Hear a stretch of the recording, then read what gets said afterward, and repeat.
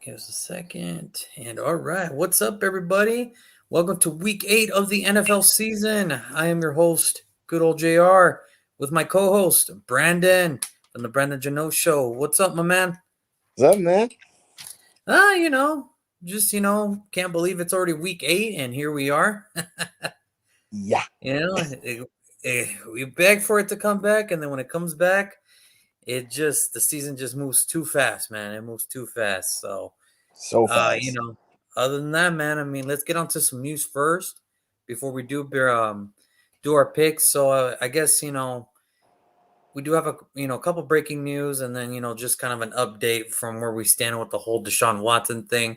So right now, what it sounded like, yes, the rumors were true.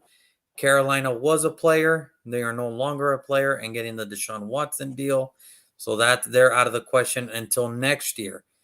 So we can probably see them next year trying to make a move for the services of one Deshaun Watson. The next thing up for grabs is Mark Ingram is going back to New Orleans after a trade with the Houston Texans. So him and Kamara are going to be back together again. And I know that makes you, I know that's one happy fan right there. I know we're supposed to be 50-50 and not show our emotion, but that is one happy Eh, Saints fan there. eh, I eh, mean, look, man, I get it. I get it. A eh. little extra offensive juice. It's okay, man. Actually, it's funny because the Saints don't trade for nobody. So for them to go get Mark Ingram, somebody must not be coming back. I mean, it's just one of those things, man. I think it's just one of those weird things, and we just found out right now recently. JJ Watt, unfortunately, the shoulder injury that he did suffer last week against Arizona, or I'm sorry, against Houston, was more severe than we thought. It's over. It's over. He's getting season-ending injury today, and he's not coming back. So, kind of begs the question: should he hang it up? Is it time for JJ Watt to hang it up? And look, I'm never going to be the man, or I'm never going to be a person to say that you can't do your job anymore. You can't do this. You can't do that. But I mean, it just seems like this is just kind of like an ongoing thing now with JJ Watt. You can't trust him. You can't do anything with him, really. So it's just one of those things like, do you trust him? Would you want him on your team? Is he worth having on your team? I don't know. I seriously do not know at this point. I think for me, I think it is time for JJ to kind of hang it up, man. It's like, look, dude, 3 out of the 4 years now, you're on the IR list. I just can't do it no more. So I think for the safety of him, yeah, I think he should retire. I agree. And what better way to have played your last game against the team that drafted you? It pretty much told you we're gonna get rid of you. They didn't took most of your good years. You might as well have ended your career against the team. He's like, what the fuck? You might as well. I Like, mean, you're it's gonna end just your one of those career. Why things. not against the team that drafted you and brought you in? Why not? Like, Me personally, the way I see it, it's just one of those things where, yeah, it was. I think it is time for him to hang it up. It's just I can't. It's just you can't fathom the idea. You can't wrap your head around the idea that like, okay, let's say he does come back. Is he getting to a? He's getting to a point of his career, if not already, where, hey man, I know it's not if you go down, it's when you go down. Do I have depth at that position? So I say, yeah, man. I think it's just time to just let it go, man. You had I a think hell of a career. I, I I feel like the only way he stays in the league is if he goes to a team like in Arizona, where there is a little bit more coverage to say on the depth chart. Because, like you just said, it's not if you're going to go down, it's when you're going to go down. So, And like that's maybe true. I guess Pittsburgh, join his brother, play with his brothers before he retires. Yeah, do something fun. I mean, Do some that's fun the only stuff way I before could you see it. go.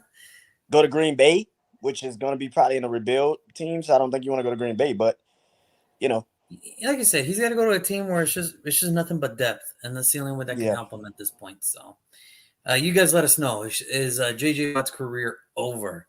And now, speaking of JJ Watt, let's get to these weekly picks. And like I said, if anything does pop up, we'll definitely let you know. Either me or Brandon will stop the show and we'll definitely pop it off and everything. Because trading deadline here is in pretty close. It's in 6 days. 6 days. Yep. So, Yeah. yeah, I'm going to be honest with you. If Deshaun Watson's going to go to Miami, it must have been yesterday. As the day's getting closer, I just don't see it. So I Yeah. can't see it.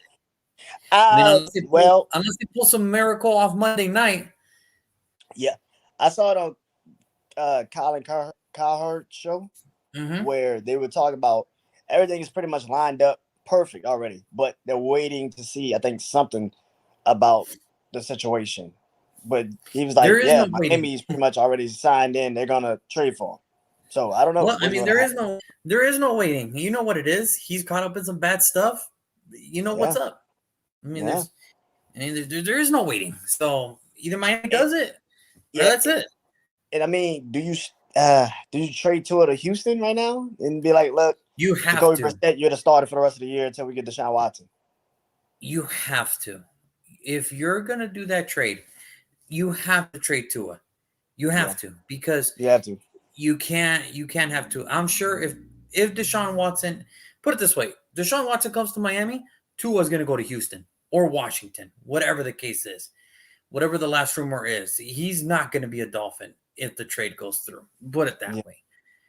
But tomorrow we got a preview of what could possibly be the NFC Championship game. Should everything keep going the same way, we have the Green Bay Packers taking on the Arizona Cardinals. The Packers have won 6 in a row since that humiliating defeat in week 1. Seems like such a long time ago. Arizona, perfect 7-0. They want to keep that streak alive. They want to go 8-0. Want to prove that they are the top dogs of the NFC this year. A couple of notes about this game. It looks like Devontae Adams and Alan Lazard are out. Now we know that JJ Watt is out. And the defensive coordinator at Green Bay. I think he also has COVID. So, Green Bay, Arizona. Brandon, who do you got, my man? Arizona. Yeah, I can't go against Arizona either. It's just not to say that the Packers are a bad team. It's just too much to overcome. And on a 4-day period. Okay, you can say Green Bay is not a bad team. To me, Green Bay is a fraud. Oof. Ouch. Green Bay is a fraud. 6-1, they're not that bad. Let me explain why I say Green Bay is a fraud. Since week 1, who have they really beaten? Okay. I mean, I get it. I mean, it's the NFL. Everybody's a professional, so I mean, you know. Yes, true. Very true. But they struggle. Let's be honest.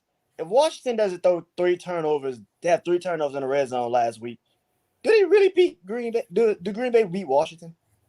That was a good game, though. That was a really good game. It really was. See what I'm saying? Like, in Pittsburgh, if Big Ben could freaking throw the ball, do you think Green Bay beats Pittsburgh? It's a different animal, definitely. Understood. But that's the thing. Shoulda, coulda, woulda. They still did their job enough to win the game. I totally agree. But now you're about to start playing teams that are better than you. I think the Cardinals are better than Green Bay. Yeah, I'm going to go with Arizona too. But I still, even with the disappearance or even with Devontae Adams and Alan Lazard out, I really expect this to be a close game. I really do. I just have this weird feeling that it's just going to be one of those Thursday night games where it's going to be really close. And I really hope it comes through because it's going to be close for the first couple of minutes and a second. And before halftime, Arizona's just going to unleash. I just want it to be close only due to the fact that this is the first time in a long time that we've had 2 really good teams on Thursday Night Football. I mean, well above 500. Very well above 500. And like now you're going to drop this on us. And, you know, it's just that's what I'm hoping for. For me, I'm hoping that this is a really low scoring game. But even then, I still have Arizona because they just have more depth right now than the Green Bay Packers. So I'm going to go with Arizona in this game. Yeah, I got Arizona winning this game easy. All right, let's move on to game number 2. We got the Steelers taking on the Browns. The Steelers looking alive. They're 3-3. The Browns on a 10-day rest after beating the Denver Broncos last Thursday. Brandon, Pittsburgh or Cleveland? What you got? I got Cleveland. Yeah, okay. Yeah. I I get got it. Cleveland. I think that offensive line is about to be tested. I think Jadeveon Clowney, Myles Garrett, I think they're coming. And I think Big Ben, you're gonna get sacked at least. I'll say 6. I'm gonna give it 6. Say 6 right now.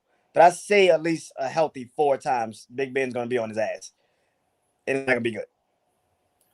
Okay. I mean, I got Cleveland too, but I don't think it's going to be a blowout like everybody expects it to be. I mean, because listen, Case Keenum looked good, but he didn't look amazing. He was okay. No. He was serviceable. Okay. He was The Case running Keenum. backs, listen, Ernest Johnston, Nick Chubb, and whatever the case may be, they might not need Kareem Hunt or Nick Chubb because Ernest Johnson did his thing. Oh yes. He did his thing. Now let's see what happens when he goes up against a defense like Pittsburgh. And listen, the way I see it, I got Cleveland too, but I think there's going to be a close game, only due to the fact that, yes, I get it. Both offensive lines are kind of banged up right now. Both defenses are trying to find their rhythm still. They're still trying to get, some groove going. But let's be honest. I trust the chemistry of Big Ben, Deontay Johnson, and Chase Claypool more than I do Case Keenum and Jarvis Landry and Austin Hooper. I mean, I still think Cleveland's going to win because they have the best rushing attack in all of football. But I think it's going to be close, and I still got Cleveland winning this. So you're going with Cleveland because of the running the ball, running the game, exactly. And I'm going with Cleveland because I think Cleveland's defense is going to get to Big Ben, but I also believe this is literally the worst offensive line versus the best offensive line, and we're going to see which one is going to win out. And I think it's going to be Cleveland. So yeah, I mean, Cleveland, like I said, Cleveland's got a good squad and everything. Now we just got to see what the extremity of Baker Mayfield's injury is, and and this is the thing. Cleveland's on a very high expectation list because before the season started, I mean, they were saying most complete roster, Super Bowl aspirations. They're 4-3. They're 4-3. It's not that impressive. They're still a good team. Nothing impressive. They need to win. They need to beat the Pittsburgh Steelers. And on top of that, they still have a chance to win the division. Oh yeah, that's crazy. That's crazy. Because Baltimore's 5-2, Cincinnati's 5-2, so it's only a 1 game out. And they play Cincinnati soon. So I mean, it's not like the division's out of the question. It's just Baltimore and Cincinnati are just really good football teams. Yeah. So we both got Cleveland. That's the way it looks like it here. Now, next game, I mean, these games this week, I mean, they just kind of look like no-brainers, but you'll never know.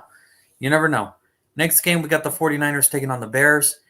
Listen, as much as I don't like Jimmy G and as much as I don't like that San Francisco offense, hearing the news that Khalil Mack is now out, that was not going to be much of a difference anyway. That offense for the Chicago Bears is so terrible without David Montgomery back there. Give me the San Francisco 49ers.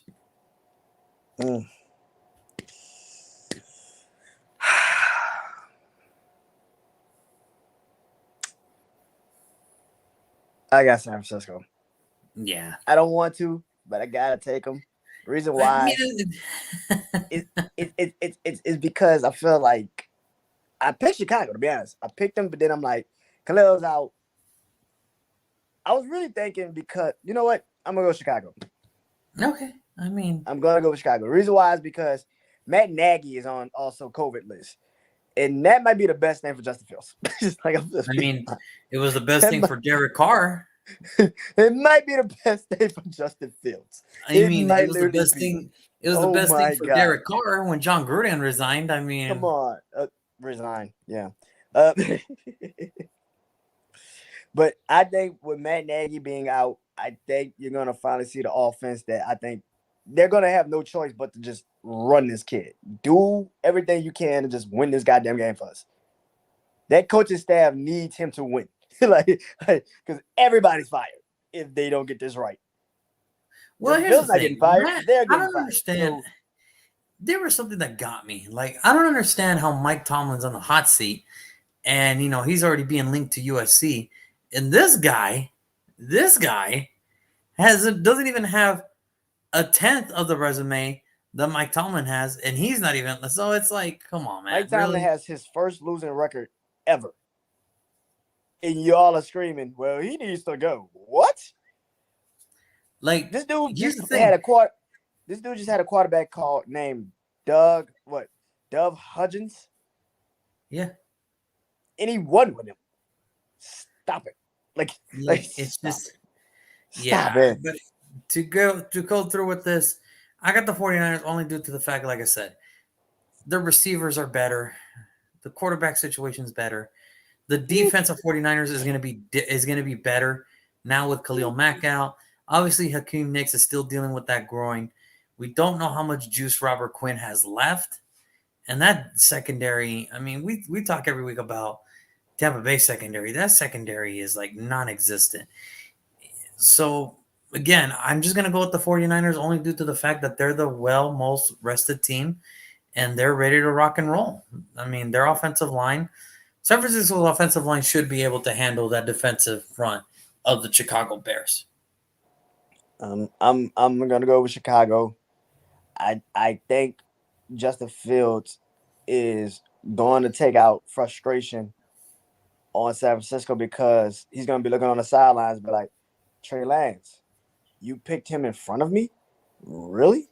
Yeah, I Okay, get let me it. show you. So I just feel like Justin Fields might finally, like I said, no Matt Nagy. That might actually trigger something. I don't know. It might freaking trigger something because now it's like we have no choice but to play this kid the way God intended him to play. like flag I mean, footballing. I don't give a damn. Just do something. we'll see. It's going to be very interesting to see how this And I've shapes been up. waiting for the But 49ers defense to wake up for like 3 to 4 weeks now. Those dudes just ain't waking up. I don't know what the hell it is. it looked good week 1. Week 2, it kind of took a dip, but ever since then, it's kind of been like, ugh.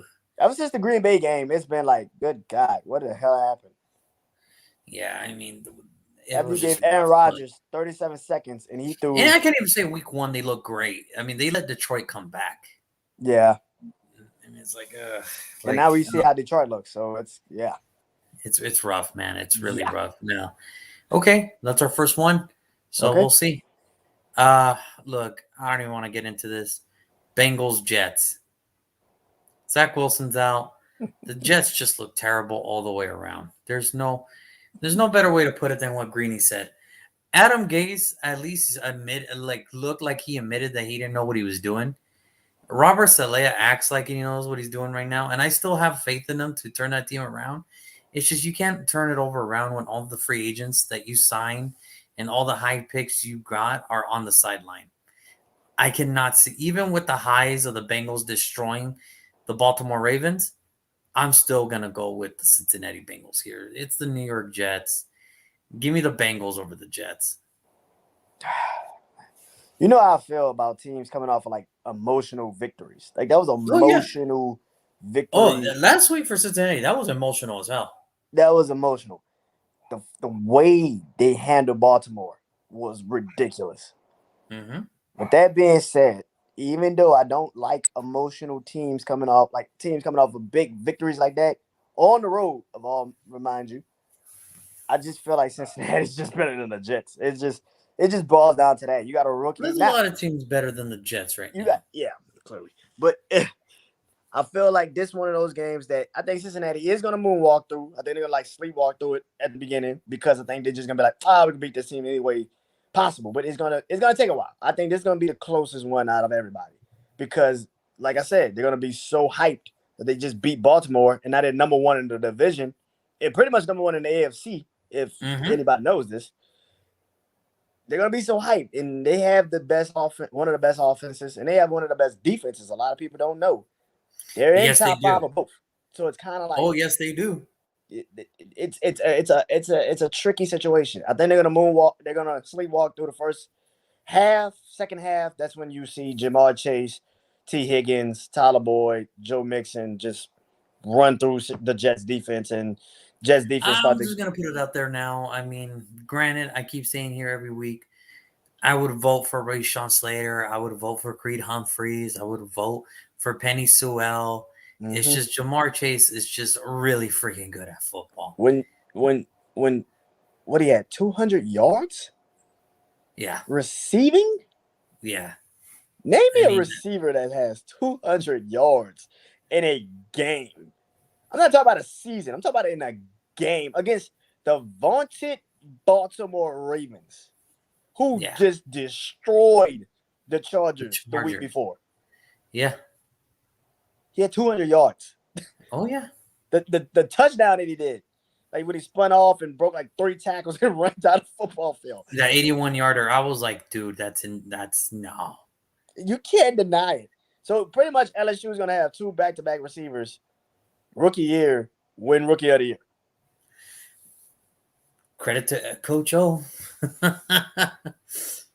Let's move on. As much as he's fucking Let, up, let's credit move to on. him. Let's move on. Let's move on. I'm not giving him no fucking credit. Let's move on. Fuck my program up. I don't like that. All right. We'll move it on. Now we got a divisional game here. It's going to be a very important one for both teams for many reasons. The Tennessee Titans, they want to keep this up and show that they're not a fluke. Okay.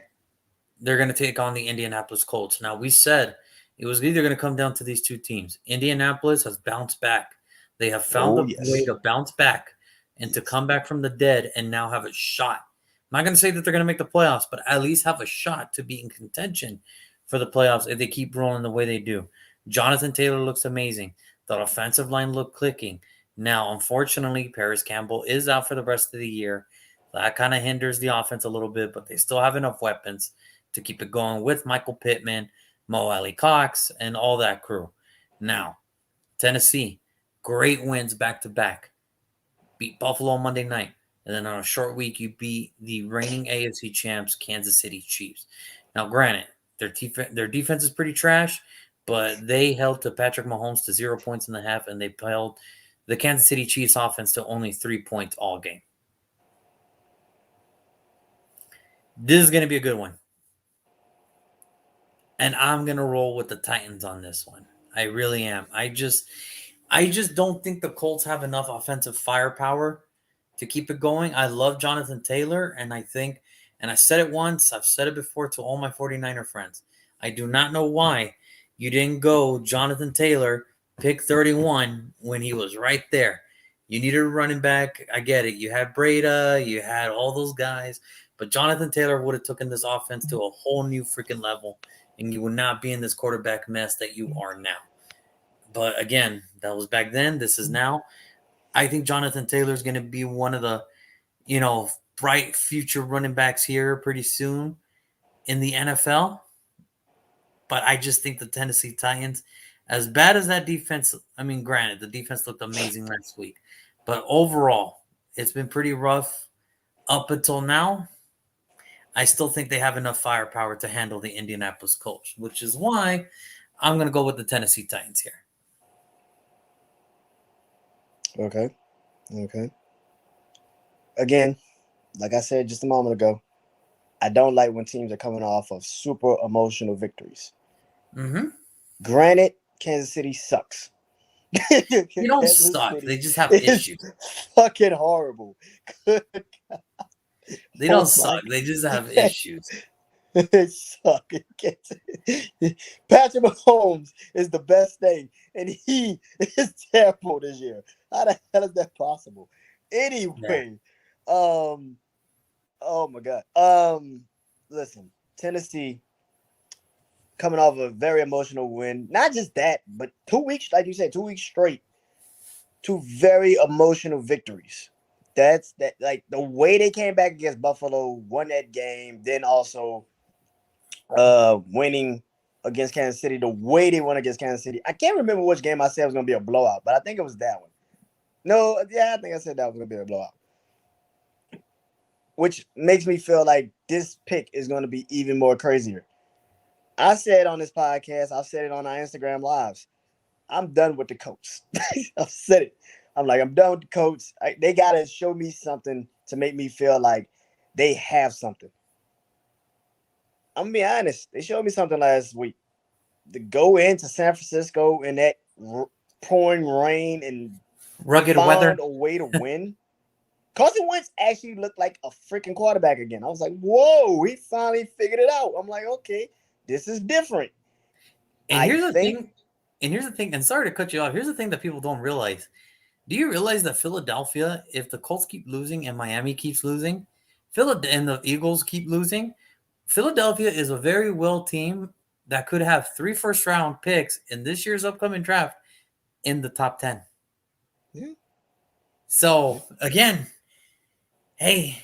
Well, sorry, Philly, because you ain't getting this pick. I think the Colts will win this game. I think because of, like I said, the emotional high of, again, beating Kansas City. And this is going to be the first week because Kansas City did not do it last week because Patrick Mahomes was damn near running for his life. But the Colts are going to target the fact that Tennessee does not have their cornerback now. They're going to target that. Michael Pittman or T.Y. Hilton, somebody is going to get those catches, and they are going to make Tennessee pay. Now, yes, Derrick Henry is going to run the hell out the ball. I'm not surprised by that. But I do not believe in Ryan Tannehill. I do not believe in Ryan Tannehill because we said it. They had 2 emotional victories, but we didn't say this. They were both at home. Yeah. They're on the road. This is the perfect time for the coach to show everybody. You thought we were dead. We're not. We're back. Let's get it going. Darius Leonard, by the way, is going to get a pick, maybe even a fumble in this game. Yeah, I mean, and that's the thing. I think if the Colts are going to catch anybody, it has to be now. They have to catch Tennessee in order to keep their they have to keep their chances alive here. And I think we're about to have a very, very special guest here pretty soon, but we'll see what happens when he does join in with us. Let's see here. Oh, oh boy. Uncle P. What's up, my man? Violence is in the building, ladies and gentlemen. So the people that are here on YouTube, if everybody's watching on Instagram Live, it is our best friend, Uncle P. What's going on, man? How y'all doing? Just making our picks, trying to see what we got so far. So I just picked the Titans over the Colts. Brandon picked the Colts over the Titans. Uncle P, be our peacemaker, man. Who do you got in this week's matchup? If the Colts play like the way they played, Titans are going to win. Yes. See that, Brandon? I got somebody on my side. The way they played, Titans will win. Titans just set a precedent of who they are last week and what they can do methodically over a game when everybody was already pushing them down. Oh, yeah, most definitely. So, I mean, you let us know, people. Titans, Colts. I feel like this is going to be a game that I think everybody might want to tune in because it's going to be a fight. Yeah. It's going to be a slugfest. Yeah. So, I'll tell you what's not going to be a slugfest is this next game coming up. We got the Los Angeles Rams taking on the Houston Texans. That is not going to be a fight. That is going to be, what are we doing here? And we had to travel all the way for this game? Yeah, give me the Los Angeles Rams, man. Yep, give my boy Cup and the boys. Brandon, I'm assuming you're going the Rams too? Of course. Yeah. I'm shocked. I'm really, to be honest, I'm shocked Houston scored 5 points last week. Oh my God. Hey, man, I'm shocked. I mean, that was rough. I mean, watching the Houston Texans play right now. Now, look, they do have some future spots. David Mills, he doesn't look that bad. He's not bad. Bad. Yeah, it's not bad. It's just, is he Deshaun Watson? No. But, I mean, at least, I think in any other predicament, at least David Mills can probably keep them afloat. But this is not the predicament. The Houston Texans just are terrible. They're just But you horrible. can't blame him for what the organization is doing. Yeah, and then now with Cal McNair, with his emails and his Asian slurs coming out, it's like, We got more emails. Let it out. no, man, we can't. We get like no more, man. No more emails, man. This is not good. This is all Do your it, guys' do fault, it. right? This is all your guys' fault. I didn't do nothing, man. I didn't do nothing. Not you, but your guy decided all this shit. I know, and people say like, "Well, it was 10 years ago." It doesn't matter if it was 10 years ago. He said it. He freaking said it, man. That's the problem. That's the problem. I don't care. I don't care if it was 100 years ago. I don't care if it was 1,000 years ago, or 10 seconds ago. This dude said it, man. The dude said it, and it's been a hell. It's a whirlwind. Just say it. He upped the ante on it. Like it went from a level 3, and he just jumped to 7, and he just said, "Fuck it, everybody can catch it." He's like, nah, man. You know what? Nah, if I'm gonna get exposed down the road, nah, everybody gonna get these. He's what I call an equal opportunist. Yeah. I mean, yeah. There's no denying that. I mean, he didn't hold anybody back. I mean, he gave it to them all, man. I'm like, Jesus. And if he's gonna do it, I think that's the best way to do it. Honestly, don't be one way. Cover the whole spectrum. Cover the whole field, damn it. Yeah, cover the whole field. Now, my question is that ZY split banana. Is there more to that? I mean, I think it's more to it. I don't know what Dan Snyder has over Roger Goodell, but for Roger Goodell to be defending the man, there must be some deep stuff there must be some troubling stuff in there. Like, what does Dan Snyder have on Roger Goodell that we don't? Email. Other than the emails, what else do you have on the motherfucker? Like, Text messages. I mean, dude, to me, it's nuts. It's just one of those things where I'm just like, hey, look, man, that's their deal. I focus on the games. That's their deal. We'll get there when it's time to cross that bridge. But that's going to. What's the next game? All right. Let's get out of there. All right. So we all agree Rams over the Texans. I'm assuming that's the deal. All right. All right. I'm about to buy a Rams jersey, okay? Because Cup has been doing so beautifully for my fantasy league right now. Yeah. And he is just, I want to send him flowers. I want to send the Cooper. You're that Cooper. You're getting flowers from Uncle P. He loves you, man. All right. This next game, I don't even know where to begin here. Fudge. All right. We got the Eagles taking on the Lions. Look, there's nothing more than we can say than, God. Wait. Yeah. Wait. I'm taking the Lions.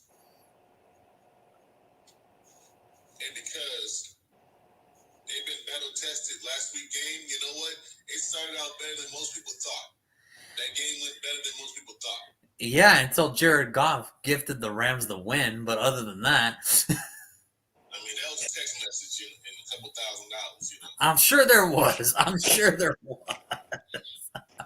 It's just, look. I'm going Lions. I'm going Lions again. Look, I was at the game last Sunday when the Eagles traveled to Nevada. I saw the Eagles self-destruct in front of my very own freaking eyes, man. He called me. I mean, after that first touchdown, those Eagle fans were really feeling themselves, thinking, "We got this shit." Nah, man. Nah, it's just not gonna go down like that, man. And dude, I just saw it's like 24 straight unanswered points. I'm like, dude, the Eagles self-imploded. They did an onside kick to start the second half, and you already knew you couldn't stop the Raiders' running game, and you're going to give them a shorter field on an onside kick in the second half? You're going to give them that? Like, yeah, that looked like the Atlanta Falcons playing the Patriots in the Super Bowl. That's what it looked I mean, I saw the Eagles self-destruct, man. Self-destruct. It was beautiful. I love whatever happens to Philly. So, And this is why. This is why. Uncle P, I'm going straight with you, man. I'm going with the Lions as well, man. I think the Lions get their first win of the game. This is it. Lions pride, baby. Here we go. Brandon, what you got, man? It's unanimous. I don't know what the hell's going on. I'm going with Detroit, clearly. I don't trust the Eagles for shit. Miles Sanders getting injured really just – they don't run the ball. Philly doesn't run the ball. I don't understand a team that has no weapons, but yet you want to throw the damn ball all day. I can't understand that. Yeah, it's I just can't one of those fathom things. that. Yeah, it's just one of those things where I can't believe we're sitting here today and we're thinking, man, like the Eagles should be better than what they really are. It's just not working out. Whatever the case is, it's just not working out. But I think Detroit picks up their first win of the year. So I'm going to go Detroit. It looks like it's all unanimous here. Here we go. Now, this is a game where it is going to be very interesting to think what you two have to say. We got the Panthers taking on the Falcons. Now, the Panthers have dropped their last 4. The Falcons look like on the up and up. Kyle Pitts looks like, He finally looks like a player. Look, he looks like a player because it looks like they're finally opened the playbooks for him. Look, I'm just going to start this off here. I'm going to go with the Falcons, man. I'm going to go with the Falcons. I get it. Their history says that they'll probably choke this game away. But I think the Panthers are just terrible, man. Offensively, they're just terrible without Christian McCaffrey. So give me the Falcons, man. Just give me the Falcons on this one. Let me know when you want me to speak, because I got something to say. Okay. Brandon, I guess you're up, man. I'm going Atlanta. Yeah. I don't trust Carolina. Christian McCaffrey going down. I didn't know the whole offense went with him. I didn't know the whole offense went with Christian McCaffrey when he went down. But the whole offense went with him. I don't know what. You know how they do, like, unit pictures? Do you think when, like, the photograph people say, all right, can I get the whole offense on this picture? And it's just Christian McCaffrey just on the bleacher. Like, just that's it? Like, like that's the offense? It's like the whole like offense went with him. Clearly the team, too. Because now they're saying Matt Rule might be thinking about going back to college. And here's the thing. It's like, dude, Christian McCaffrey might be Booby Miles from like Friday Night Lights. If he goes down, whole city burns, man. That's it. That's enough of that, man. All right, Uncle P. Who do you got, man? What you got? Being that I live in the 919. Oh, boy. I'm right here in the middle of Panther territory. So I'm taking the Falcons. Oh, wow. Oh, wow. Oh, my God. Oh, wow. Wow. Okay. Yeesh. Wow. No love for the home team. Okay. Like you said, the whole offense is built on Christian McCaffrey. I said this a long time ago when he was, when he came into the league and he started running, they're going to work him and break him down. And that's exactly what happened. When Rule got here, he didn't do no better than Rivera. He leaned on that boy to the point where everything happens and he gets hurt. And you know what? I got to show and prove. So I'm going to give it to my boy, Matty Ice, BC alumni. Falcons going to take care of this one. Okay. I mean, yeah, it's just I can't trust the Panthers no more. I mean, I wanted to give them a little bit of hope after them starting 3-0, but after these last 4 games, it's like, damn, what is that? And they've gotten worse as these 4 games have continued. Yeah, no. Yeah, it's not. They've gotten worse. They've gotten worse. It's not like they are still in these games now. They're getting their ass whooped. It's not good. All right, so it looks like we all got the Falcons on this one. Next up, all right, I'm not even going to talk about this because this franchise just has its own problems. We got the Miami Dolphins taking on the Buffalo Bills. Listen, give me the Bills. Just give me the Bills. And look, it's not that I don't trust Miami. It's just, look, when the locker room is starting to get divided by a coach, the coach is sitting up there every week. Tua's our starter. Then where the hell are these rumors coming from that Deshaun Watson might be coming to Miami, man? Like, what you doing, man? It's like, I mean, that's been on the books for a minute. I mean, they've been talking about Deshaun Watson for the last 2 months and a half, something like that. Yeah. They're only 7 games in. They've already been talking about them. So you know what? Either get off this shit or wipe your ass. So I'm thinking Buffalo. It hurts me to say these words. I'm taking Buffalo Bills. Ouch. I feel you, man. It gets easier as you keep doing these shows. As you keep doing these shows every year, it gets easier. It gets easier. I have to wash it down. Hold on. Let me get my waffle. Hold on. Well, while you're doing that, Brandon, what you got, man? I got it. I got Buffalo in a rout. They beat Houston by 40-something points earlier this year. Yeah, they're gonna beat Miami by at least that amount this weekend. It's going to be bad. It's going to be so bad. Josh Allen is going to have an MVP caliber game because his ass is going to throw at least 4 touchdowns. He's going to run for 2. Like it's going to be bad.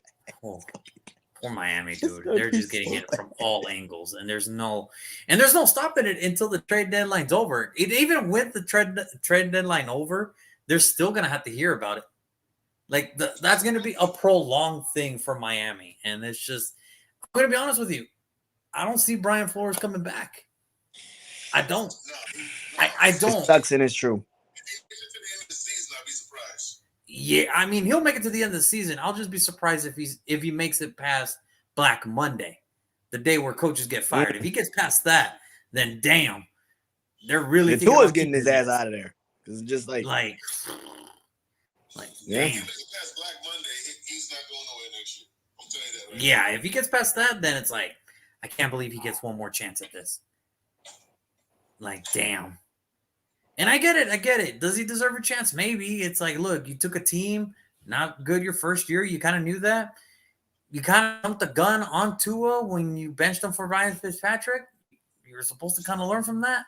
Didn't work out too well. So, I don't know. But he came with the smoke, though. Let's be, I mean.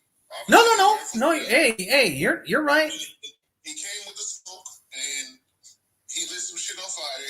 The games that they won were big games that got media attention, that brings money into Miami. Let's call it what it is. Yeah. So he did hit the money mark games.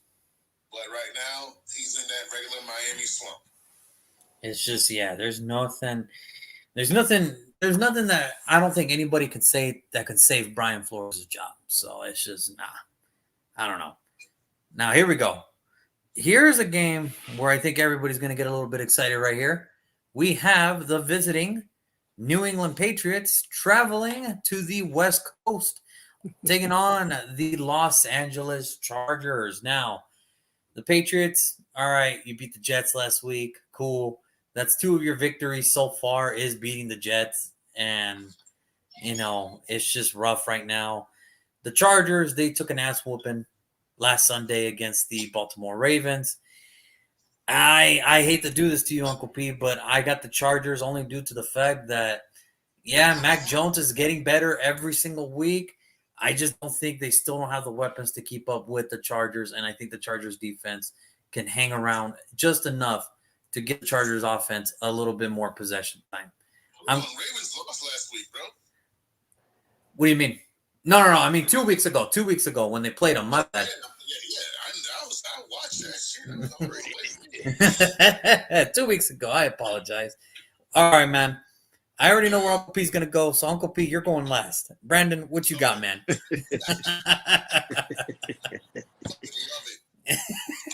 I think as great as Bill Belichick is defensively, and you know how he is against 1 and 2 year quarterbacks, he's so great at it. I just believe this is not one of those times. I think Justin Herbert in that Chargers offense will eventually crack the Da Vinci Code and whoop ass. I got the Chargers. All right, Uncle P. The thing about Da Vinci Code is it's never what it's supposed to be, Brandon. Okay.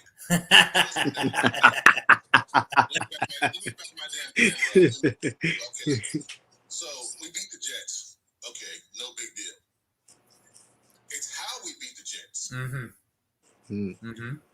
every game, Mac Jones and the offense is limiting their mistakes.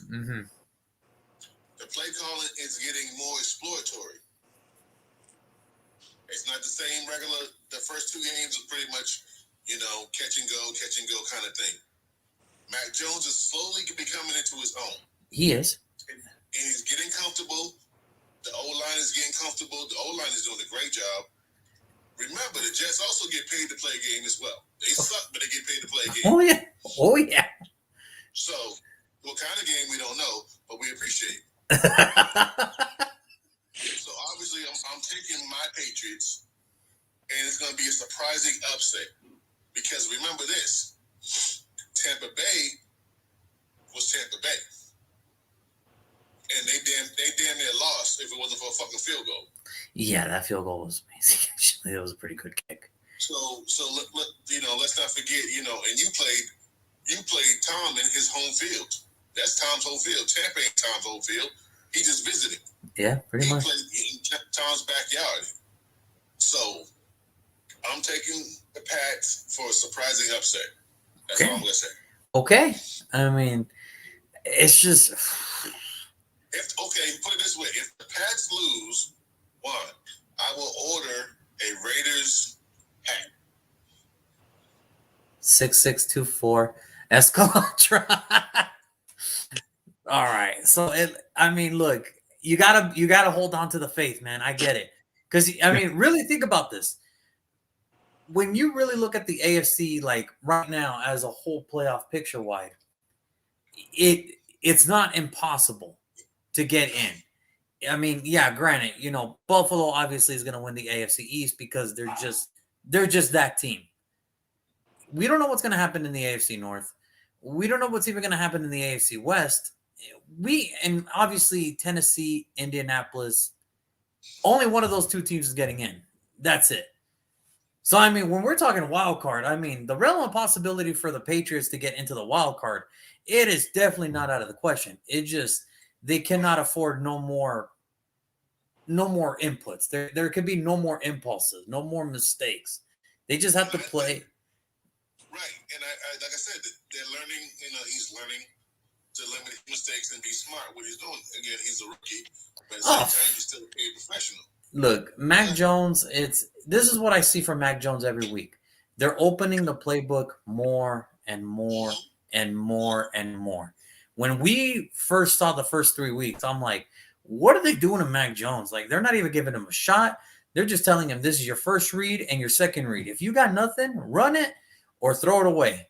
Now it seems like, okay, this is the offense that you're gonna have. It's not the personnel that you want, but this is what it's gonna look like until we get you the right personnel. So I like Mike Jones. It's just I think it's just this year's gonna be a learning curve. Next year he'll do his little jump, and by his third year he'll be ready to rock and roll. But if he jumps early, then hey, it's pretty much what every New England Patriot fan wanted, to get rid of the Tom Brady leaving for Tampa Bay, basically. We'll never forget that, but at the same time, the people that he's learning with and the players he's throwing to are going to get more comfortable, get more acclimated to him, and once that happens, Bill can open the book. Exactly. It could go back to normal, whatever normality was at this point. But we'll see what happens this week. 6 rings. 6 rings at a time. We'll see what happens. Now, here's a game that I can't believe I'm actually saying this. We got the Jacksonville Jaguars. They got their first win on London. They're going to play against the Seattle Seahawks, who have looked pretty much like the New York Jets. Okay, no Russell Wilson. You are now the New York Jets of the West, and that's just what it is. The Seahawks are just a terrible team. No Chris Carson, no Russell Wilson. That defense is sad as hell. It is sad as hell. I've seen some pretty sad movies, but this is pretty much a crap show, sad show for 3 hours every time I see him play. And you know what? Give me the Jaguars, man. I think James Robinson's going to have one hell of a career day. I'm going Jaguars here. I'm going to take Seattle. Just off of GP. General purpose. That's it. I believe Russell, obviously he's hurt, and the other cat's hurt, but I believe, what the hell is that? Sorry, I'm in my backyard. I got deer and shit fucking around. They gave me a new shotgun or something. I'm going to take Seattle because I believe Pete Carroll, as much as he likes to win and is going over this bad situation that he's in. He got something planned. And losing to Jacksonville is not in the plans. Well, I mean, I hope it's not in the plans because we're possibly looking at the final steps of Seattle if they want to choose. If things keep going south for Seattle, this is going to be another team that, hey, that's it. That's it. Yeah, self-implode. Yeah, absolutely. But something's telling me to take Seattle. I'm going with them nasty, dirty birds. Okay. Brandon, you're the tiebreaker, man. What you got? Jaguars, Seahawks. I didn't told you before the season. I said everybody's talking about Aaron Rodgers, but Russell Wilson is the real one that's going to be moved. I've said this numerous times to you. I've said Russell Wilson is going to be moved next year. Watch. Because he's going to force his way out. He's been doing it for a while, but people have been like, oh, he's just rooting for the Seattle Seahawks. That's what he does. No. He's been looking and plotting for like the last 2 years and like, okay, I have no weapons. I have no offensive line. I have nothing. It's time for me to bounce. With that being said, I still got Seattle winning this game. I just believe Seattle will win it because they're at home. That's it. They're at home. That's it. Trevor Lawrence going to that 12-man for the first time ever. They're going to daunting. It's a little daunting, yeah, but yeah. It's going to happen. I think Jamal Adams finally wakes Jamal Adams does what he's supposed to do. And you said James Robinson's going to have a career day. I don't think that. I think Jamal Adams is going to let him feel the pain. I think he's going to come down in that box and he's going to hit him and he's going to quit very fast. And it's going to be Trevor Lawrence trying to figure it out. That's going to be a matchup I think we're all waiting to see. I just think right now it's just Gino. I can't trust how Gino. Fitting is that? You said Seattle's like the Jets. How fitting is that? Who's the quarterback of the Seattle Seahawks right now? Gino Smith.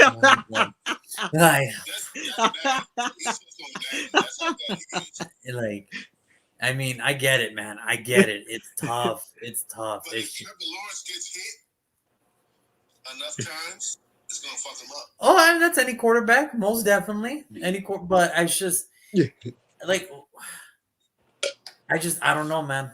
I don't know. It's just really what it's gonna come down to is whose running game is gonna wake up, and I just have more faith in the Jaguars running game than I do Seattle's right now. Respect.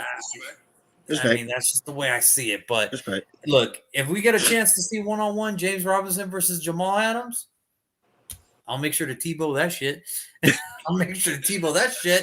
Like, I gotta see that. Like, I definitely have to see that.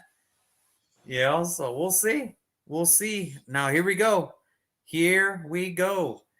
It is the Tampa Bay Buccaneers traveling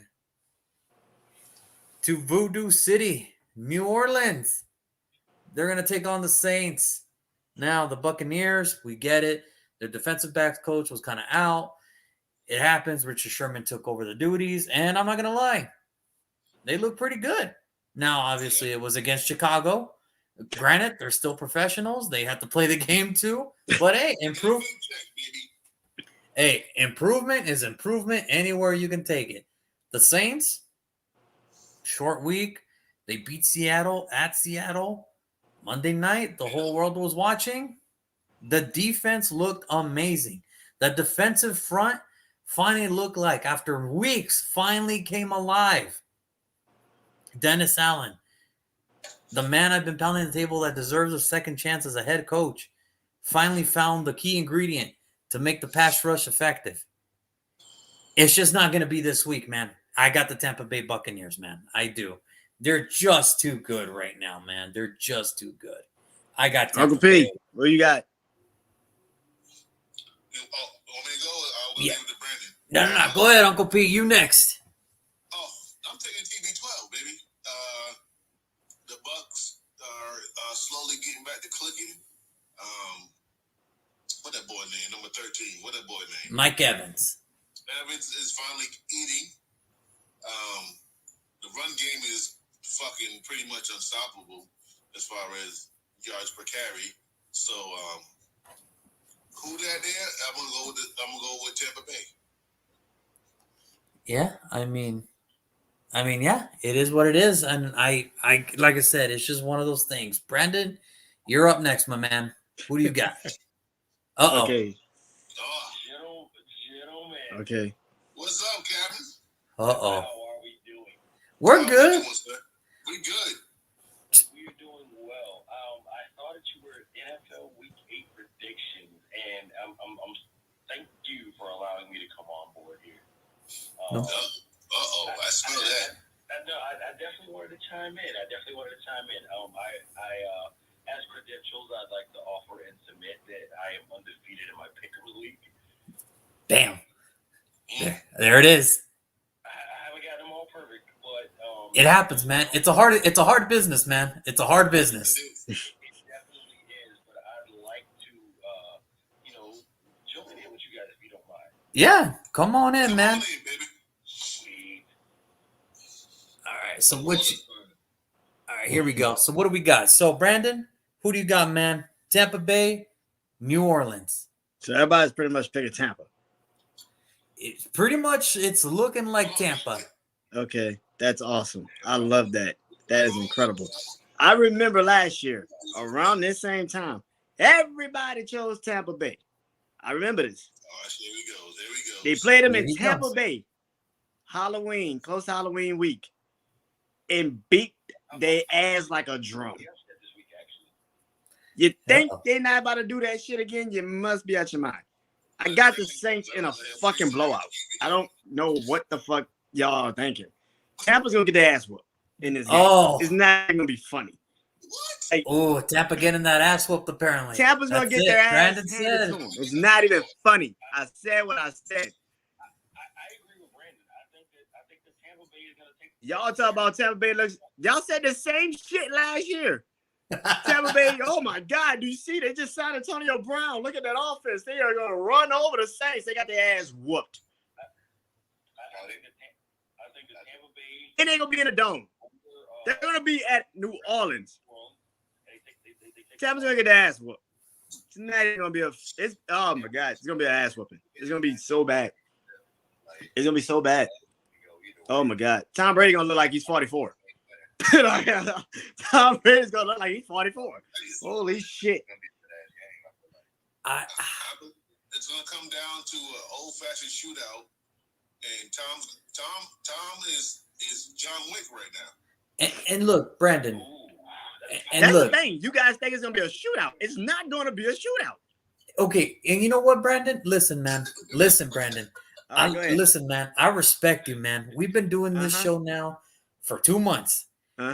But there's something that you're not remembering or you kind of forgot because you don't want to remember. No, I know Jameis Winston sucks as a quarterback. He's fucking terrible. I do not know what Drew the fuck Brees is wrong with isn't him. there no more. Yeah, he's I don't know. He's accountable. just psychologically At least hold out. it down. I don't know what the fuck it is. But defensively, the Saints are going to shut down Tampa Bay's offense. So what the fuck does Tampa Bay defense do? No. Because Marshawn Lattimore puts Mike Evans on. Mike Evans does not have a fucking game against this man. Y'all telling me he's going to have a great game against Marshawn Lattimore? Okay, we're going to see. Okay. He'll shut his ass the fuck down. This is not going to be funny. Oh, boy. Chris Godwin, good luck. You know what? I said earlier. A bunch of times. Let him bring that. Please run the ball. Please run it. So David Onyemata can knock your ass in the backfield. Okay. Quan Alexander, knock your ass in the backfield. Do not do this. Do you see our defense compared to Tampa Bay's and y'all saying Tampa Bay is going to beat us? Are you serious? I mean, look, I said at the top of the show that, I was kind of excited for some games. It looks like I'm going to have to tune into the Buccaneers and Saints now. I mean, this is going to be the one I think we're all it's not going to be funny. It's not going to be funny. Good God.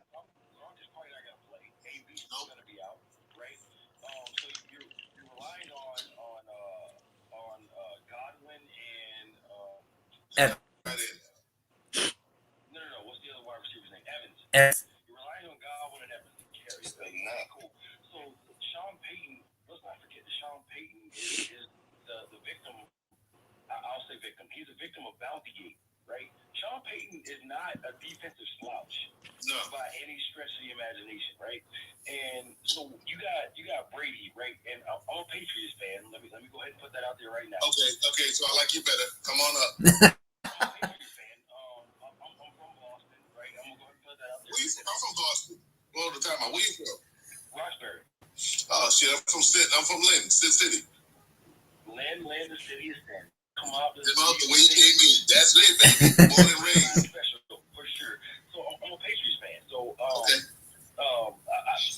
Obviously I've been watching Brady his entire career.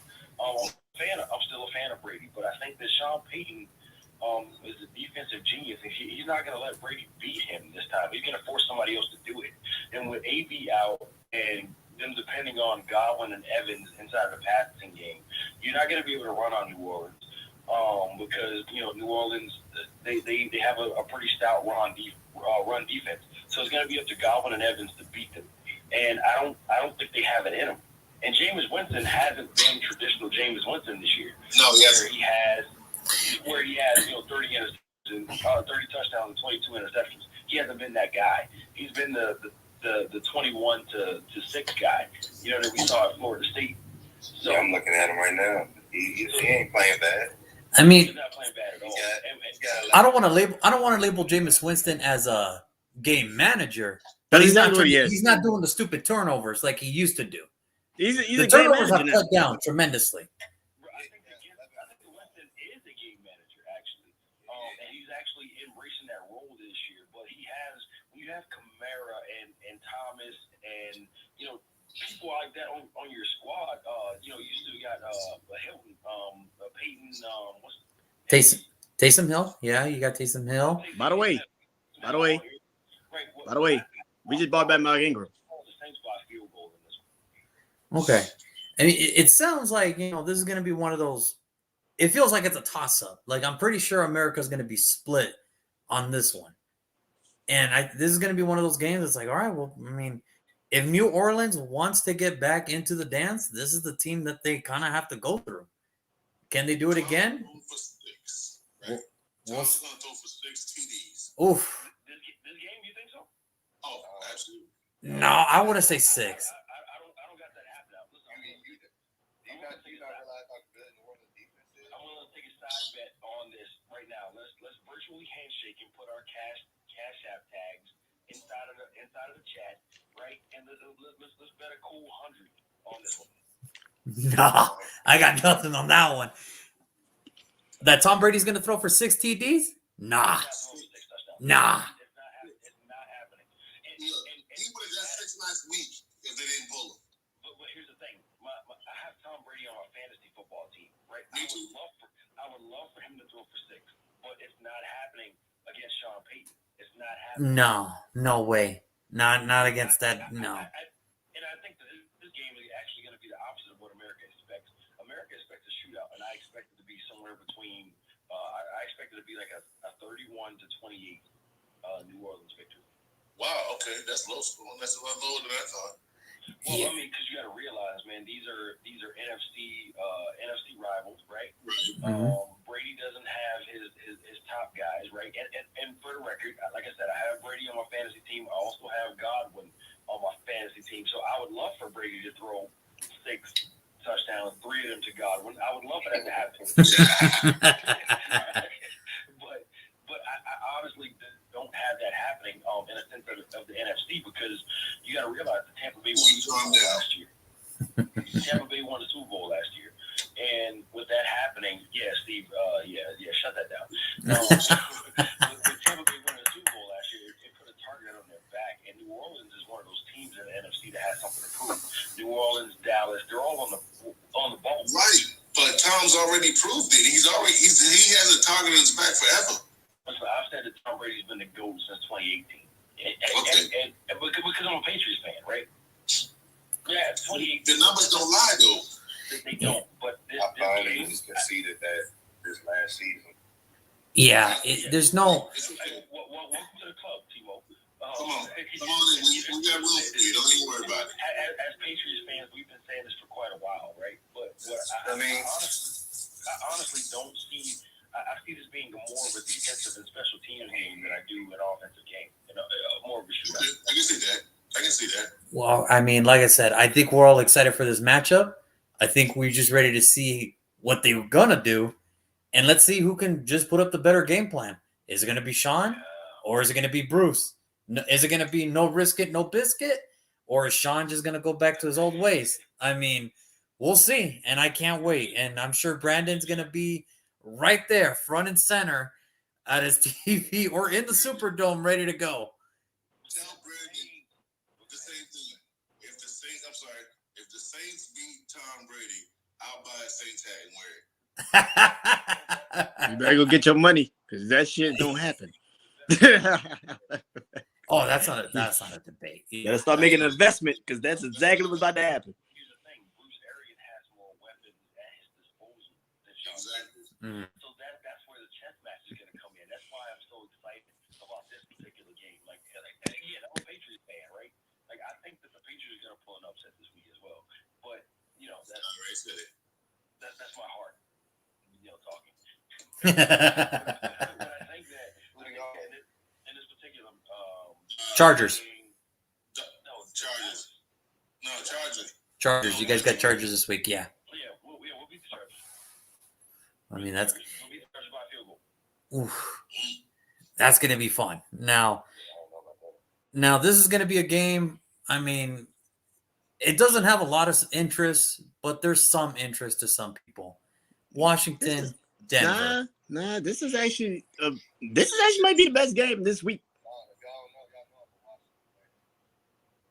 I mean, now let me ask you a question though.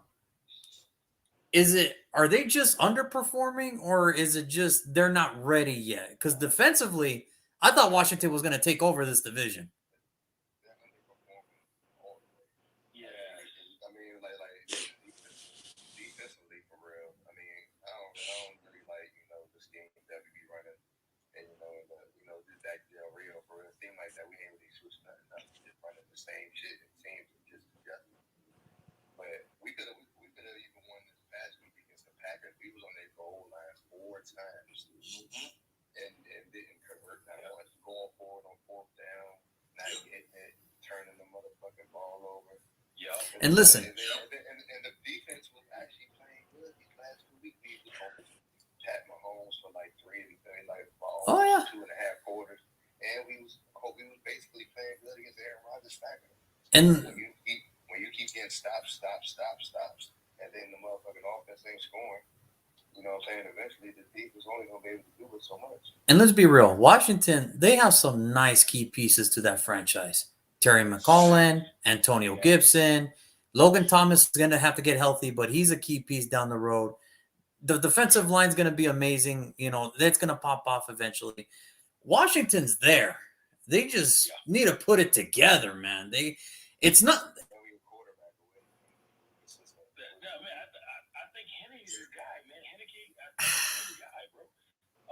What I think is that, like you said, the defense put them up until this past week. The defense hasn't been giving them the most favorable field position. And you're talking about a rookie quarterback here, right? But he shows some grit, intangibles. Yes, he has. I think he's your guy. Once your defense starts to play the way that they are on paper, because I think coming into the season, you guys are ranked number 3 or 2 as best defenses in the league. I'm not sure exactly where it was, but it was top 3 in the league. But the defense hasn't shown that throughout the first 5. We're week 5, 6, or week 5. Yeah, like week 7, 8. Man. 7, bro. This is 8. But so last week they played well. So the first 5 weeks of the season they didn't show that, right? 6 and 7, okay, cool, right? They but they've not done a good job of putting their rookie quarterback in positions to win the game. But I think your quarterback is the guy. But the offense, in terms of Washington, their problem has always been that left tackle. The left tackle. That's always been a problem. But this year we actually have one of the. We actually got one of the best O-lines in the league. The O-line's nice. It's just. We had 2 linemen, two of our best linemen got hurt. So Mm-hmm. playing without them the last 2 weeks, Brandon Sheriff, and then our rookie, he was actually playing the best one of the best tackles in the league is Sam Johnson. So Pretty much from what I'm seeing from Washington is if the defensive line can match the intensity of the offensive line, Washington would be competing with Dallas right now for that division. That would be it. So I mean, and then you look at Denver. I mean, Denver is they're messed up all the way around. I'm sorry, they're just messed up all the way around. Elway was at practice. He was on the field. He unretired his jersey. He's gonna come out and play. Oh shit! Oh shit!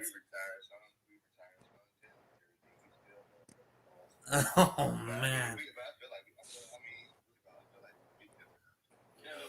I think Washington can beat Denver. I got Denver in this game, actually. Yeah, I have Denver too, and only because of the fact that it's just, I think it's just because of the home thing. Like I'm gonna take a page out of Uncle P, GP man. General purposes, it's just they're at home. They're at home, man, and that's it. I'm gonna go with the fact that Washington hasn't figured out their identity yet. This season, they don't know who they are. Offensively, defensively they're stout, but offensively they don't know who they are this season yet. So I'm gonna go with Denver for the win. Basically because Denver pretty much knows that they're a mess, but those players are playing for pride, which is more than I can say for DC at this point. Well, Brandon, it looks like you're a tiebreaker, man. Washington or Denver? Washington. Okay. So, I mean, it's just, and you know what? This game is one of those, it's either going to go really, really well for one, or it's going to go really, really bad. And that's going to be no in between.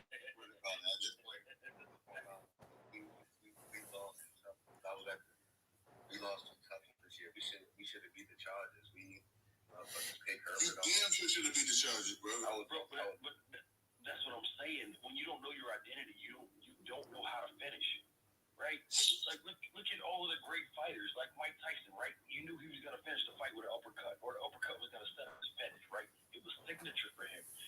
Washington football team does not have that signature. Like, here's what we're doing, and to bring it to the NFL.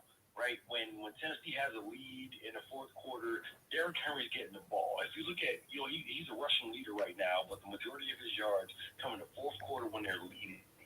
Right, if you look at who else is kicking ass right now? If you look at the Rams, right? Matthew Stafford, they jump out quick.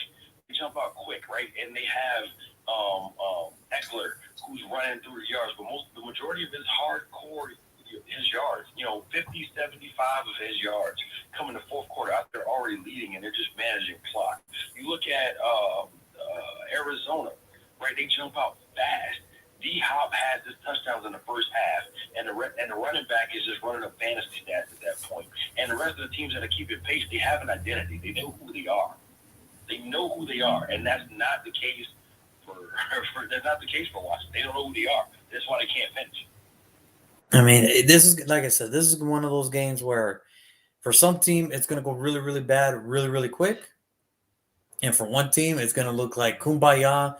At least we get to survive 1 week. So we'll see. Something that's different about this season, like at this point, I really gave up hope for the season. Because even after Denver, we got Tampa Bay. But the thing about I feel like that might work in our favor. I feel like we end the season with 5 straight division games.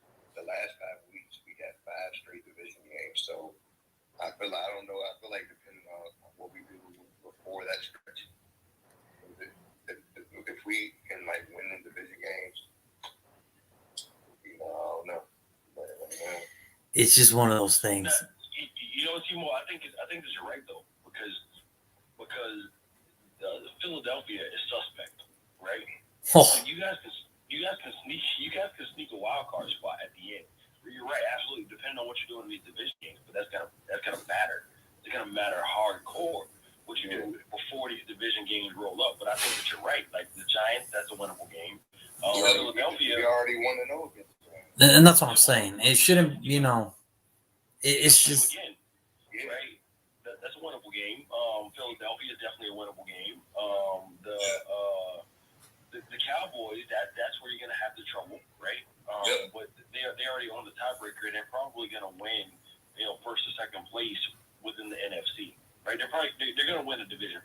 They're winning the division for sure. I wouldn't say about maybe a high seeding.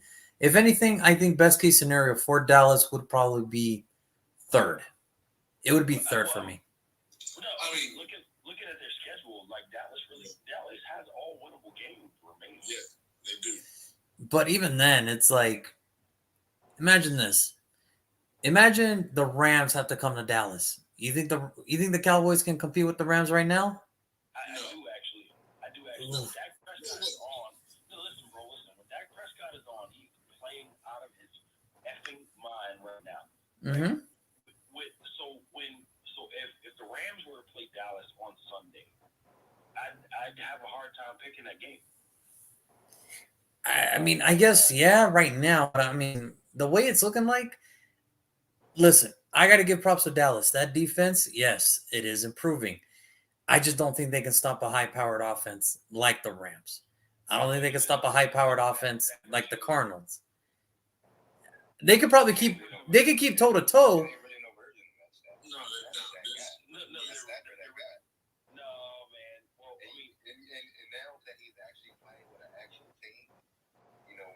We already knew what he was in Detroit, but he's actually, we already know historic. He got a team. Detroit does some shit. Well, it's Detroit. You know what I'm saying? But at the end of the day, Matt Stafford probably really the best thing they got. He just needed a squad really to actually have some success. I mean, look how comfortable Stafford's playing. He was always a good quarterback for our stats. Let's not take that away from him. But now, like you said, he got weapons, and the pressure's not just sitting on his shoulders. He can spread it out, get the ball out, and he's showing what he can do. I mean, he's playing like a number one draft pick right now. And that goes a long way when you're playing. Well, he's always played like a number one draft pick. It's just the wins were never there. Yeah, I agree with that. The wins were never there. That's the thing. He's always looked good. It's just the wins were never there. Now that he's winning, it's like, well, he's been doing this since Detroit. The problem is Detroit didn't want to do what the Rams already kind of had in place. So yeah, I agree with that. 100%. I agree with that. I mean, organization matters. Right, and you support your players and give them what they need to win. They will perform for you. So, Now, speaking of those pesky Cowboys, that's the next game we have on slate. It's going to be Halloween, Sunday Night Football, Dallas, Minnesota. Hey, listen, I don't know if you've been watching. Kirk Cousins actually been playing pretty good. Bro, hey, I'm mad. That's another fuck up I feel like that he did. I let him walk. I mean, he's playing pretty good. Nothing impressive, but he's pretty good. No. Since he's been over with the Vikings, he's been cooking. I'm going with the Vikings.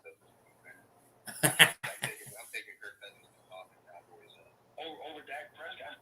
Yeah, I'm down. Stop it. Bro, I feel like Dalvin Cook can gas them boys up. Bro, the Cowboys defense has been playing better this year, but we ain't gonna act like they just been shutting niggas out. No, I mean, they're not shutting nobody down, but they've been playing better. I mean, better than what they had last year, and that's just enough to win. Here's your shootout game this week, right? Here's your shootout. You got Minnesota's offense versus Dallas offense, and my money is on Dak Prescott. Yeah, my money's on Dallas too. I just anywhere you want to go with Dallas, they got Zeke, CeeDee's on the top, the new tight end Schwartz, or however you say his name, Jarvin, whatever his name is. He's looking like that. Looks like a coming out party. Justin Jefferson, Adam Thielen. What I'm saying, but like the wide receiving core and the quarterback, Dak Prescott is more talented than Kirk Cousins. And the Dallas wide receiving staff is more talented than the Minnesota's receiving staff. So it's a shootout, right? Neither one of these defenses are going to put up any meaningful effort. Let's be honest, right? and when it comes down to it, you got quarterback versus quarterback, and who can make it work. And when it comes down to it, in the clutch time of the game, in the witching hour, as the NFL Network like to call it, that last 12, 15 minutes of the game, Dak Prescott is way more clutch than Kirk Cousins. I'm only going Dallas because I believe that their defense. I'm not saying that both defenses are like noteworthy, but I think Dallas's defense will make just a couple more efforts and a couple more plays and a couple more stops to get the ball back to Dak Prescott and the Dallas Cowboys offense. Yeah, I mean, Dallas will pull that out. Minnesota's hot, but I mean, they're not hot enough to stop Dallas right now. And I'm not a Dallas fan. Brandon, what you got, my man? Dallas. That's it? Just straight up Dallas? No, like, damn, no faith for Minnesota. Like, we're trying to, like, pump them up. And it's like, give me Dallas. I mean, Minnesota is still Minnesota. I don't trust Minnesota for shit. I expect Kirk Cousins' shoe to drop eventually. This might be the week. So, I just don't trust Minnesota. That's all. Tell them again. He should trust him. That's when the miracle happened. And that's when Kirk walked him down for that game-winning touchdown. Was it game-winning touchdown or game-winning field goal? Yeah. The Stephon Diggs one. He threw his hand. Yeah. I mean, but here's the thing, man. Dallas' offense is better than Minnesota's offense, and Dallas' defense is better than Minnesota's defense. Yeah. I mean, this is going to be a good one. Now, we got one more, and this is a very interesting Monday night matchup, and I'm glad they put this for Monday Night Football. We got the Giants. Are you really that glad they put this game on Monday Night Football? Yep, we got the Giants taking on the Chiefs, and the reason I say this is because this looks like a good Monday Night Football game. Because if Daniel Jones looks like the next Peyton Manning against the Kansas City Chiefs, then I am never picking the Chiefs to win another freaking football game again. All right? I am never picking the Chiefs to win another football game. Out. He's like, that's it. I'm not doing it. Fuck it. I mean, look. Listen, the Chiefs made Derrick Henry look like Barry Sanders last week. I mean, it's ridiculous. I mean, it's like so far every game I've seen the Chiefs play, that defense is just bad. It's just bad. Don't please do me a favor. Never mention Daniel Jones and Peyton Manning and the things that were. I'm not gonna mention it, but the Chiefs defense is gonna make them look like that. That's why it's gonna be mentioned. I mean, that Chiefs defense is like, damn.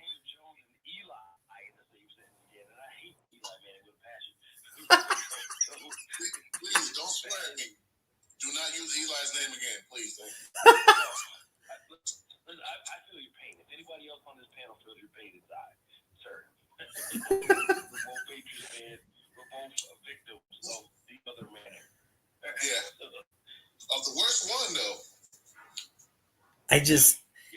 Listen, I'm going to go Chiefs in this game. This is it. If the Chiefs cannot beat the Giants, their season's done. There's no way around it, man. Your season's done if you can't beat the Giants.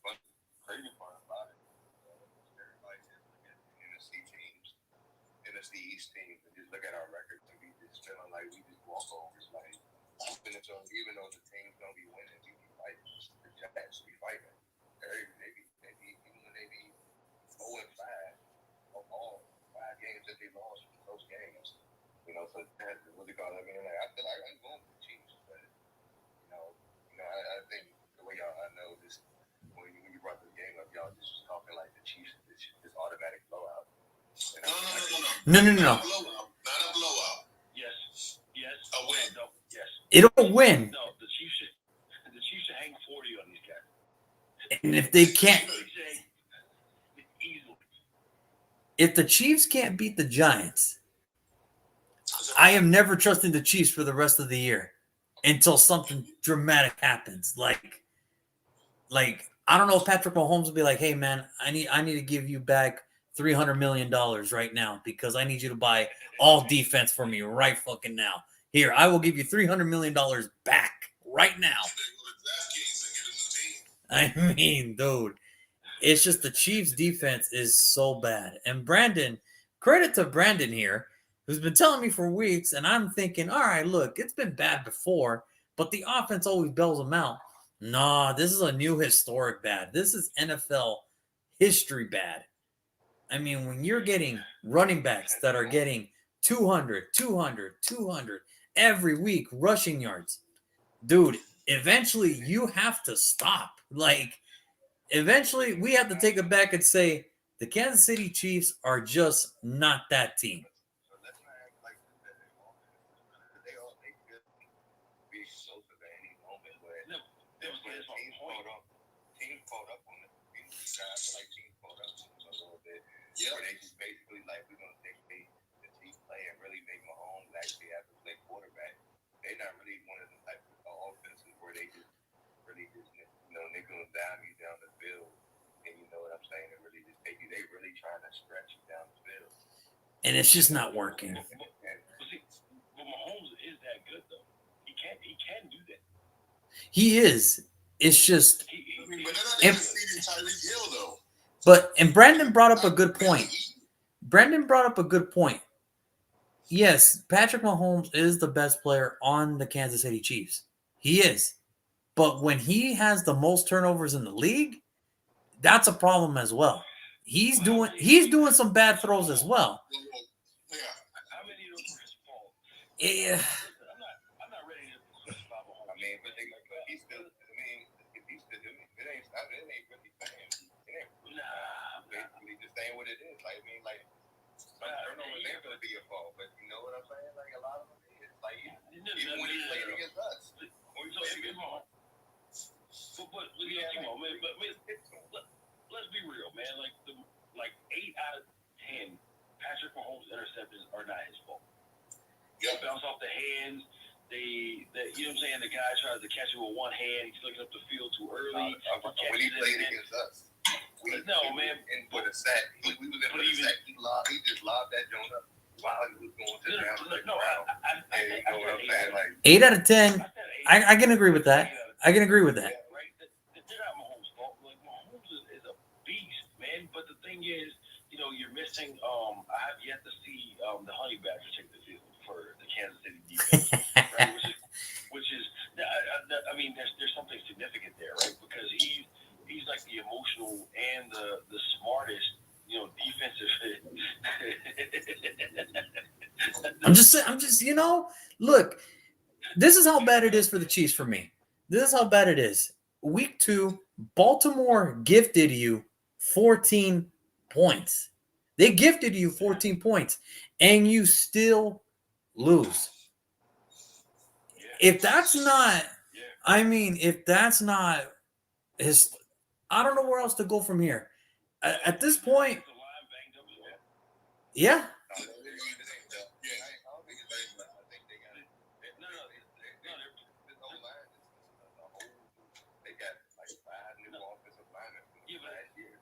Yeah, but see, but at the same time, I think like 4 of their starters are like actually injured. Like their offensive line is banged up. They're playing like Rookies. They're playing like plug and play at the offensive line position, right? And Patrick Mahomes last week got his ass kicked. He basically went out there with the center by himself, and that's it because the guards and the tackles blocked nobody, right?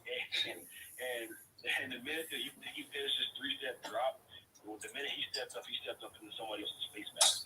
But the Giants aren't that team. Well, they better not be that team, because if the Giants do become that team, it's going to be a lot of hell to pay for Kansas City. Brandon, you have the last word, man. Chiefs, Giants. I'm going Kansas City just because they're home. That's it. I don't trust either one of these teams. I'm just going Kansas City because they're home. That's it. I think that's why it's like so easy to pick the Chiefs, because they are at home. Now, if they were at New York or New Jersey, I'm going New York. If they were in New York, I'm going New York. It's not even close. It's not even close. Yeah, it's just one of those games where it's just like, I don't know, man. I don't know where to go from here. Kansas City cannot afford to lose this game. And I think that's why everybody's going to tune in, because they're going to want to see, okay, can we at least see one more glimpse of the old Kansas City we know they can be?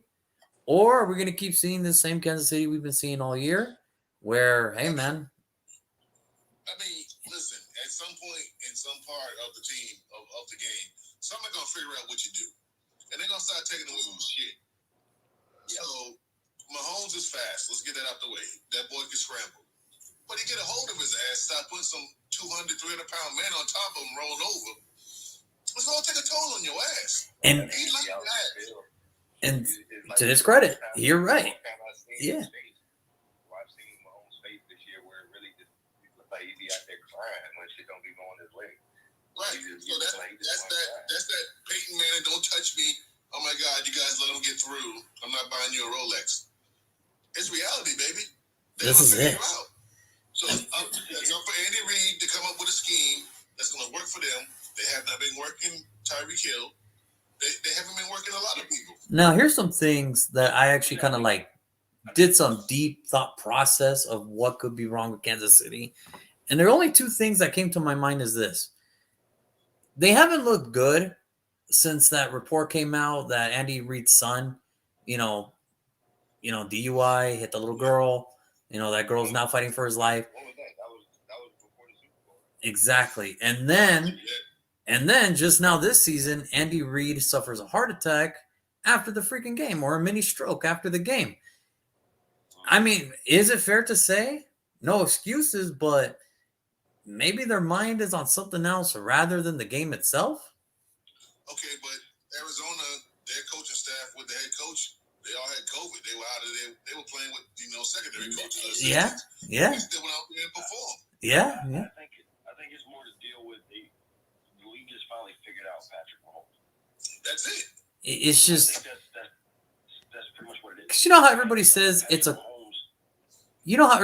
it's a copycat league. What it really is it's a we finally caught up to you league. It's a catch up league. We're even keel. Okay, now you have to do something different. I mean, look how they played the Patriots. Yeah. Look how the Patriots played.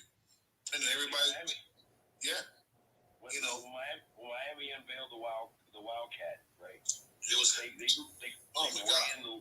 ran the league, bro. They Yep. ran the league when they unveiled the Wildcat because nobody had seen it. The next year, everybody tried to do it, but everybody also knew how to stop it. Right. The same thing in the Super Bowl when Brady beat Mahomes in the AFC Championship his last year in New England. Yep.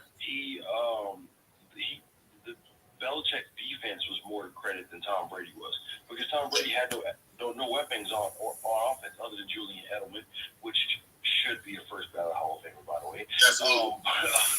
Other than Jules, right?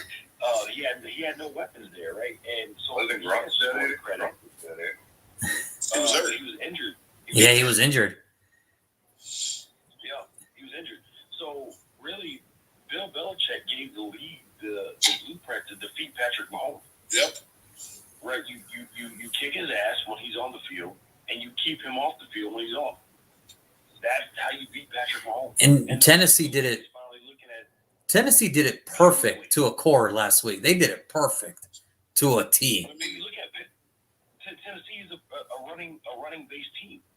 Yep. Right? Tennessee's a running based team, so they're built to keep and run clock. And it just, by the way, we're going to sprinkle on top, the leading rusher for the last 2 years in a row. The guy who's, about to break Eric Dickerson's record this year. We're going to sprinkle on King Henry, right, who is arguably the best running back we've seen in the last I was about to say, arguably could be the best. He's arguably making the case of being the best. Just the bus. No, just the bus. Yeah. I give Do you him the think bus. it's a bust? I mean, I have to go look at that, but I mean, I don't disrespect your argument right now. Like, you know what I'm saying? Like, I would agree with that. Like, I say that, right? So if that's the case, Tennessee's built to run, right? Which means that we're keeping Patrick Mahomes off the field. And if it's taking 6 of your guys to tackle my running back every freaking play, every freaking play, like you're going to get tired. You gotta get tired of hitting me because Derrick Henry, if you look at him, every hit that Derrick Henry takes, he's lowering his shoulder. He's built different. Yeah, he's just that's a different cat. That's a different cat. When I coached Papa One, I had a kid like that. He was a little Dominican kid. Swear to God. I was coaching the Pee-wees, like the little guys. At 10 years old, this kid was 120 pounds. His mama fed him well. Yeah, that's a different cat. I made him my running back, and there was nothing you could do to stop this motherfucker. That's kind of unfair. 120-pound kid? That's kind of unfair. Yeah, man, we're gonna run this 37 and this 28 sweep, right? We're gonna put you behind a couple of people, and by the time you pick up full speed, anybody that wants to hit you is a business decision. Just like right now with Derrick Henry, it's a business decision. Well, I mean, remember that Monday night game where Micah Hyde had to make that choice, either get run over and tackle him, or move out the way, and Derrick Henry scores a touchdown. And Micah Hyde, all he did was this. I told Brandon he looked like the dude from the Sons of Anarchy, the final scene where he's going into the freaking truck. He's just like, Micah Hyde is just like, this is it. This is my life. When I coached at the Patriots camp when I was in Boston, and I asked Malloy, McCordy, and Matt Light, and I said, yo, who's the hardest person that you had to go against? Henry was there. Like, McCordy's like, yo, that motherfucker is like a refrigerator. I'm going back, my son's going to be 22 tomorrow, right now. So I'm going back 8 years. Yeah. So, or 6 years, whatever. Mm-hmm. But they were already talking about the power that he had until he established it. So, and even Malloy was like, yo, that nigga, he said it like that. That nigga is a beast. That's all he said. And here's the thing about Henry. Like, he doesn't look like he's moving fast, but he's moving, like, he's quicker than fast. Like, if that makes sense. It's like, he doesn't look like he's running, but he's really running. And it's like, to me, it's just one of those weird dudes where we got to appreciate it now, because once it's over, nobody's going to believe that a type of dude ever existed like that, because it's like, no, I saw him play. He's for real.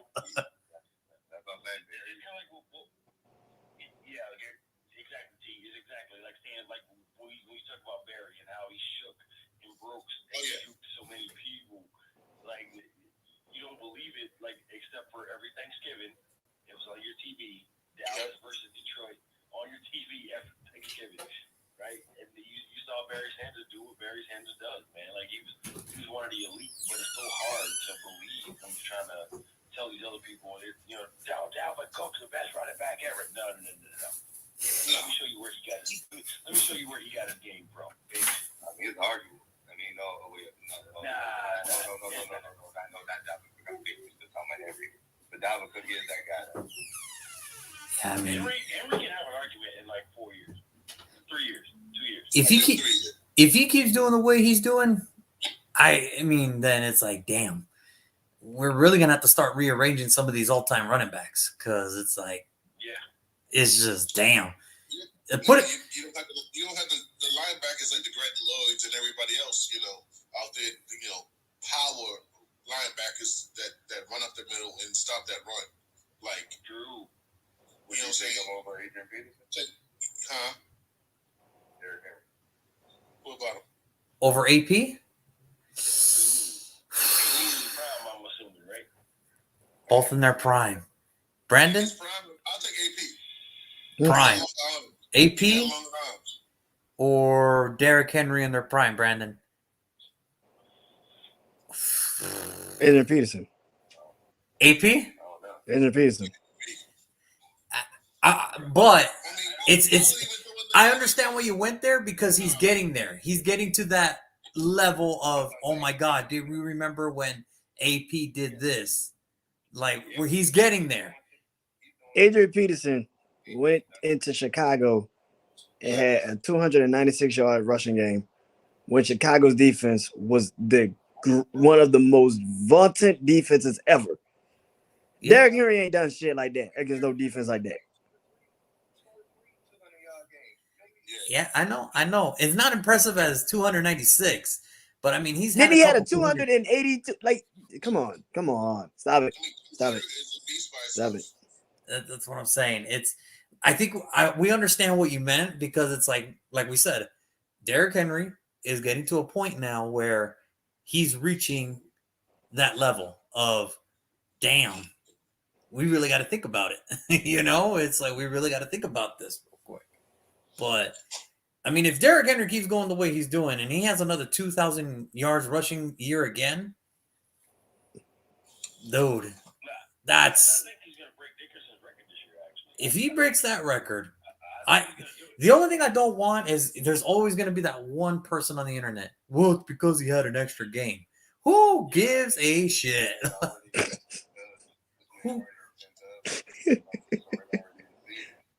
Like, who gives a shit that he got an extra game? Like, who cares, man? Like, are you kidding me? Like, give me a break. But I don't know. Like I said, we'll see what happens this week's games. And like I said, I want to thank all of you for joining. All of you guys, thank you so much for making this video so much funner than it really was. Brandon, thank you so much for joining. I will see you next Wednesday, my man. So let's see how we do this week. And yeah, it's looking down to the nitty gritty. It looks like somebody is still behind, but they're not behind that much to get a free jersey. So looks like I might have to pony up, man.